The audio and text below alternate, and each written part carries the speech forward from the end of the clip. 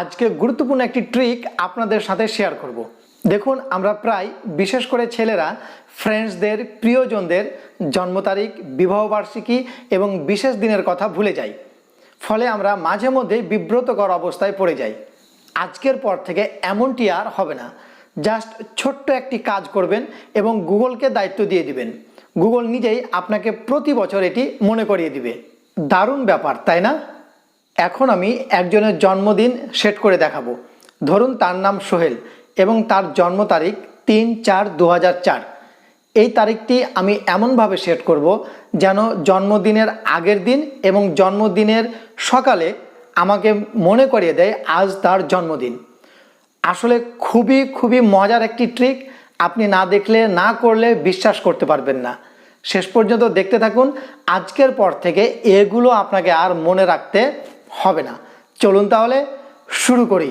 কাজটি করার জন্য আপনি প্লে স্টোর থেকে গুগল ক্যালেন্ডার অ্যাপসটি ডাউনলোড করে নেবেন। আর আগে থেকে যদি আপনার সেটে এই অ্যাপসটি থাকে তাহলে সেটিকে আপনি আপডেট করে নেবেন, ঠিক আছে? লক্ষ্য করুন, আমার হোম স্ক্রিনে গুগল ক্যালেন্ডার, আমি তার উপরে ক্লিক করলাম। এবার ওপরে বাম দিকে লক্ষ্য করুন 3 লাইন্স, এর উপরে আপনি ক্লিক করুন।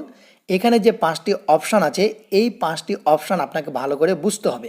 আমি এর মধ্যে থেকে বেশি ব্যবহার করি শিডিউল, উইক, মান্থ। যদি আপনি শিডিউল সিলেক্ট করে রাখেন তাহলে ঠিক এরকমটা দেখাবে। আমি 3 লাইন্সে ক্লিক করি। দেখুন এখানে উইক লেখা আছে, এর উপর আমি ক্লিক করলাম। এর মানে হলো এক সপ্তাহের সকল ডেটা এখানে চলে আসবে। মানে এই সপ্তাহের মধ্যে কার জন্মদিন, কার বিবাহবার্ষিকী, কোনো অ্যানিভার্সারি বা বিশেষ কোনো দিন যদি আপনি সিলেক্ট করে রাখেন সেগুলো এখানে চলে আসবে। আমি আবারও 3 লাইন্সে ক্লিক করি। এখানে দেখুন মান্থ, এই মান্থে যদি আপনি ক্লিক করেন তাহলে এক মাসের সবগুলো বিষয় আপনাকে এখানে দেখাবে। আশা করি বিষয়টা আপনি বুঝতে পেরেছেন। আমি আবারও 3 লাইন্সে ক্লিক করলাম, দিয়ে শিডিউলে গেলাম। মানে আমি একেবারে গুগলের হোম পেজে থাকলাম। নিচের দিকে লক্ষ্য করুন একটি প্লাস আইকন, এর উপর আপনি ক্লিক করুন। দেখুন এখানে অনেকগুলো অপশানস চলে আসবে। এর মধ্য থেকে আমরা সাধারণত রিমাইন্ডার এই অপশানটি ব্যবহার করি, বাট আমরা রিমাইন্ডার এই অপশানটি ব্যবহার করব না। নিজের সুবিধার জন্য আমরা ইভেন্ট এই অপশানটি ব্যবহার করব। তাহলে আমরা কি করব, ইভেন্টের ওপরে ক্লিক করব। এবার লক্ষ্য করুন এখানে লেখা আছে অ্যাড টাইটেল। মানে আপনি যে বিষয়ে আপনি এই ইভেন্টটি তৈরি করতে চাচ্ছেন, মানে রিমাইন্ডারটি তৈরি করতে চাচ্ছেন, সেটি এখানে লিখবেন। আমি এখানে জন্মদিন অথবা বিবাহবার্ষিকী বা বিশেষ কোনো দিন বা বিশেষ কোনো অ্যানিভার্সারি, যে কোনো জিনিসই আমরা এখানে লিখে দিতে পারি।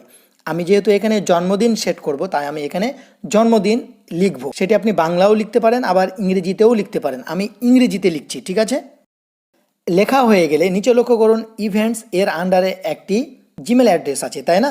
এর মানে হলো আমরা যে ইভেন্টটি এখন সেট করছি সেটি এই জিমেল অ্যাড্রেসের আন্ডারে সেট হবে।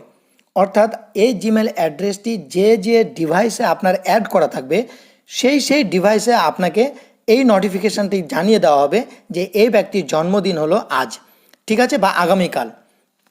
এখন আপনি যদি মনে করেন যে এই জিমেল অ্যাড্রেসের আন্ডারে আমি এই ইভেন্টটি সেট করব না, আমি অন্য জিমেল অ্যাড্রেসের আন্ডারে সেট করব, তাহলে কি করবেন, এর উপরে আপনি ক্লিক করবেন। তাহলে আপনার মোবাইলে যতগুলো জিমেল অ্যাড্রেস সেট করা আছে সবগুলো এখানে চলে আসবে। আপনি যে জিমেল অ্যাড্রেসের আন্ডারে আপনি এই ইভেন্টসটি সেট করতে চান সেটি আপনি সিলেক্ট করবেন। আমি এই জিমেল অ্যাড্রেসের আন্ডারে সেট করতে চাই, তাই এর ইভেন্টে আমি ক্লিক করলাম, ঠিক আছে? এবার এখানে লক্ষ্য করুন খুব ইম্পর্টেন্ট একটি ব্যাপার, অল ডে লেখা আছে। এটি ডান দিকে টগল বাটন আছে, এটি অন করার কোনো দরকার নেই, ঠিক আছে? এখানে লক্ষ্য করুন এখানে একটি ডেট লেখা আছে, অটোমেটিক্যালি একটি ডেট চলে এসেছে, আজকের ডেট চলে এসেছে, ঠিক আছে? আমি এটি পরিবর্তন করতে চাই। এই ডেটে আমরা কি করব, যে ব্যক্তির জন্মদিন আমি সেট করছি সেই ব্যক্তির জন্মদিন আমি এখানে লিখব, ঠিক আছে? তাহলে আমি কি করব, এর উপরে আমি ক্লিক করব। ক্লিক করলেই আমাকে জন্মদিন সেট করার জন্য অপশান দিয়ে দিচ্ছে। ওপরে লক্ষ্য করুন 2021 লেখা আছে, এর উপরে আপনি ক্লিক করবেন। ক্লিক করার পর ওই ব্যক্তির জন্মদিন দিবেন। আমি যেহেতু 2004 বলেছিলাম তাহলে আমি 2004 সিলেক্ট করব, তাই না? দেখুন এই যে 2004, আমি এর উপরে ক্লিক করলাম। এখন আমি কি বলেছিলাম, 3/4, মানে মাসটি হলো এপ্রিল মাস। তাহলে এপ্রিল মাস মানে এটিকে আমরা ডান দিকে সোয়াইপ করে নিয়ে আসব, এপ্রিল মাসে আসব, ঠিক আছে? এপ্রিল মাসে আসার পর আমরা 3 তারিখ সিলেক্ট করব। দেখুন এখানে 3 তারিখ, তাই আমি 3 সিলেক্ট করলাম। এবার আমরা মিলিয়ে নিব যে ওই ব্যক্তির জন্মদিন ঠিক আছে কিনা। দেখুন 3রা এপ্রিল 2004, তাহলে ঠিক আছে। এবার নিচে লক্ষ্য করুন ওকে, এর উপরে আপনি ক্লিক করুন। মানে আমরা ওই ব্যক্তির জন্মদিন সেট করলাম। এর ডান সাইডে লক্ষ্য করুন একটি সময় দেয়া আছে 6:30 থেকে 7:30। এর মানে হলো যে আমাদের এই প্রোগ্রামটা 6:30 থেকে 7:30 চলবে। আমি তো প্রোগ্রাম সেট করছি না, ইভেন্ট সেট করছি না, তাই না? তাহলে এই টাইমের দিকে আমার দেখার কোনো দরকার নেই। শুধু আপনি প্রথম টাইমটি আপনি চেঞ্জ করতে পারেন। চেঞ্জ করার জন্য কি করবেন, এর উপর আপনি ক্লিক করবেন। এবার এখান থেকে চেঞ্জ করার জন্য আপনার প্রবলেম হতে পারে, নিচে বাম দিকে দেখুন কিবোর্ডের একটি চিহ্ন দেওয়া আছে, এর উপর আপনি ক্লিক করবেন।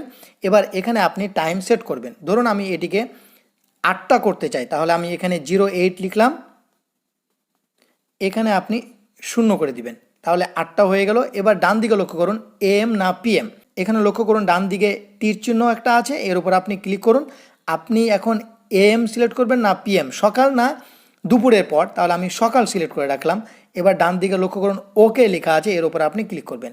মানে আপনি সময়টি সিলেক্ট করে দিলেন সকাল 8টা, মনে রাখবেন। এখন এখানে লক্ষ্য করুন বাংলাদেশ স্ট্যান্ডার্ড টাইম, এর উপরে আপনি ক্লিক করে আপনি যদি অন্য কান্ট্রির হন তাহলে আপনি অন্য কান্ট্রি সিলেক্ট করবেন। আমরা যেহেতু বাংলাদেশ, তাই আমি বাংলাদেশ সিলেক্ট করে রাখলাম। এখানে লক্ষ্য করুন ডাজ নট রিপিট লেখা আছে, এর উপর আমরা ক্লিক করব। এখন আমি এই নোটিফিকেশানটি কতদিন পর পর চাই সেটা আমরা সিলেক্ট করব। আমরা যেহেতু জন্মদিন সিলেক্ট করছি, তাহলে আমরা প্রত্যেক বছর আমরা নোটিফিকেশান নিব, তাই নিচে লক্ষ্য করুন এভরি ইয়ার, এর উপরে আমি ক্লিক করব। মানে আমাকে প্রত্যেক বছর আমাকে নোটিফিকেশান দিবে, ঠিক আছে। পরবর্তী দুটি অপশানের দরকার নাই। এবার এখানে লক্ষ্য করুন অ্যাড লোকেশান, এর উপর আমরা ক্লিক করব। এবার ওই ব্যক্তিটি কোন জেলায় জন্মগ্রহণ করেছে সেটি আমরা এখানে লিখে দিতে পারি, মানে তার একটা ছবি দিব। দেখুন আমি চাঁপাইনবাবগঞ্জ লিখি, দেখুন চলে এসেছে। আমরা চাঁপাইনবাবগঞ্জ ডিস্ট্রিক্ট, এটা আমি সিলেক্ট করলাম, ঠিক আছে। এখানে একটা ছবি চলে এলো। এবার এখানে লক্ষ্য করুন আমরা নোটিফিকেশান কিভাবে নিতে চাই সেটা আমরা সিলেক্ট করব। আমি এখানে এই দুটি আগে থেকেই অটো সিলেক্ট করা আছে, আমরা এটা ক্রস করে এগুলোকে আউট করে দেব। এবার লক্ষ্য করুন এখানে অ্যাড নোটিফিকেশান লেখা আছে, এর উপর আমরা ক্লিক করব। এখানে যেগুলো আছে সেগুলো আমরা কিছু করব না, ঠিক আছে। একদম সোজা কাস্টম নিচে লেখা আছে, এর উপর আমরা ক্লিক করব। এবার আমরা একদিন আগে নোটিফিকেশান চাই, তাই এখানে 10 লেখা আছে, এটিকে আমরা 1 করে দেবো, 01। এবার আমরা একদিন আগে চাই, এখানে তো মিনিট লেখা আছে, মিনিট দরকার নেই, আমরা দিন চাই, তাই এখানে ডে, এই যে ডে, এর উপর আমরা ক্লিক করব। এর মানে হলো একদিন পূর্বে আমাকে জানাবে। নিচে লক্ষ্য করুন আপনি কিভাবে এই নোটিফিকেশান নিতে চান, তাই এখানে লেখা আছে অ্যাজ নোটিফিকেশান না অ্যাজ ইমেল, মানে আপনি ইমেলেরও মাধ্যমে এই নোটিফিকেশান নিতে পারেন। আমি যেহেতু ইমেলের মাধ্যমে নিব না, নোটিফিকেশানের মাধ্যমে নিব, মানে ঠিক মেসেজ যেভাবে আসে আপনাকে ঠিক ওরকম মেসেজের মাধ্যমে জানিয়ে দিবে যে আগামীকাল এই ব্যক্তিটির জন্মদিন, ঠিক আছে। ঠিক এইভাবে সিলেক্ট করে রাখবেন, দিয়ে ডানে আপনি ক্লিক করবেন। তাহলে আমরা এখানে একটি নোটিফিকেশান সিলেক্ট করলাম যে ওই ব্যক্তির জন্মদিন যেদিন তার পূর্বে আমাকে নোটিফিকেশান করে জানাবে। এখন আমি আরেকটি নোটিফিকেশান সিলেক্ট করব যেন ওই ব্যক্তি যেদিন জন্মগ্রহণ করেছে সেই দিন আমাকে আরেকটি নোটিফিকেশান দেয়। তাহলে কি করব, আমি আবারও অ্যাড নোটিফিকেশানে ক্লিক করব। ক্লিক করার পর আবারও কাস্টমে যাব। এবার আমি এখানে 10 মিনিটস না দিয়ে 15 মিনিট দিলাম। এবার এই যে 15 মিনিটস বিফোর, মানে এর মানে হলো আমাকে 15 মিনিট আগে জানাবে। কার 15 মিনিট আগে? ওই যে ওইখানে আমরা 8টা সিলেক্ট করে এসেছিলাম 8 AM, তাই না? তাহলে আমাকে সে নোটিফিকেশান কখন জানাবে? 7:45 ঠিক আছে, এটা কমপ্লিট। এই আমি অ্যাজ নোটিফিকেশান এভাবেই নিতে চাই, তাহলে এইভাবে সিলেক্ট করলাম। এবার নিচে লক্ষ্য করুন ডানে আমি ক্লিক করলাম। এখানে আমরা কতটি নোটিফিকেশান সিলেক্ট করলাম? 2টি। একটা আমাকে একদিন আগে জানাবে, আর ওই ব্যক্তির জন্মদিন যেদিন সেই দিন 15 মিনিট আগে জানাবে। কার 15 মিনিট আগে? ওই যে আমরা এখানে 8টা সিলেক্ট করেছি, এই 8টার 15 মিনিট আগে জানাবে। আপনি এখানে সময় চেঞ্জ করে দিতে পারেন যেভাবে আমরা সময় চেঞ্জ করলাম, ঠিক আছে। এবার নিচে আসুন, দেখুন ডিফল্ট কালার, এর উপর আপনি ক্লিক করবেন। ক্লিক করার পর আপনি একটা কালার সিলেক্ট করবেন, ঠিক আছে। একটা কালার সিলেক্ট করলাম, কিছুক্ষণ পর বুঝাচ্ছি যে কালারটা কেন সিলেক্ট করলাম। এখানে লক্ষ্য করুন অ্যাড ডেসক্রিপশান, এর উপরে ক্লিক করবেন। এবার এখানে একটি শর্ট ডেসক্রিপশান দিবেন যেন আপনি খুব সহজে বুঝতে পারেন যে আসলে এটি কার জন্মদিন, ঠিক আছে। আমি তো বলেছিলাম যে সোহেলের জন্মদিন আমি সেট করছি, তাই আমি তার সম্পর্কে কিছু লিখছি, ঠিক আছে। লক্ষ্য করুন আমি তার সম্পর্কে শর্ট একটি ডেসক্রিপশান লিখে রাখলাম যেন আমি বুঝতে পারি যে এটি হলো সোহেলের বার্থডে, সে আমার ফ্রেন্ড, এবং তার এলাকা মানে তার এলাকা আমি লিখে দিলাম যে তার বাড়ি মহারাজপুর এবং তার জেলা হলো চাঁপানবাবগঞ্জ। এভাবে আপনি লিখে দিবেন যেন আপনি খুব সহজেই আইডেন্টিফাই করতে পারেন আপনার এটি কে। ঠিক আছে, এই জন্যই অ্যাড অ্যাটাচমেন্ট এটি লেখার দরকার নাই। সবগুলো যখন ঠিকঠাক হয়ে যাবে ওপরে লক্ষ্য করুন সেভ লেখা আছে, এর ওপর আপনি ক্লিক করবেন। মানে আপনি যে জন্ম তারিখটি সেট করলেন সেটি অলরেডি সিলেক্ট হয়ে গেল। এখন আপনি যদি দেখতে চান যে এটি কেমন হয়েছে, সব কিছু ঠিকঠাক আছে কি না, এর ওপর আপনি ক্লিক করবেন। দেখুন এখানে চলে এসেছে, এর ওপর আপনি ক্লিক করবেন। ক্লিক করলে সেটি অলরেডি এখানে চলে আসবে।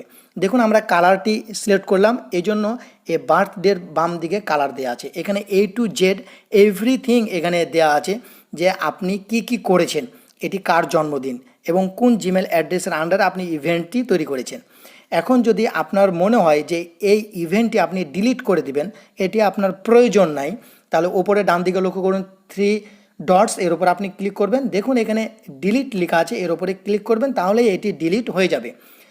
আবার আপনি যদি মনে করেন এখানে তথ্যগুলো দেওয়া ভুল হয়েছে, আপনি কোনো কিছু এডিট করতে চান, তাহলে দেখুন এখানে পেন আইকন, এর উপর আপনি ক্লিক করবেন।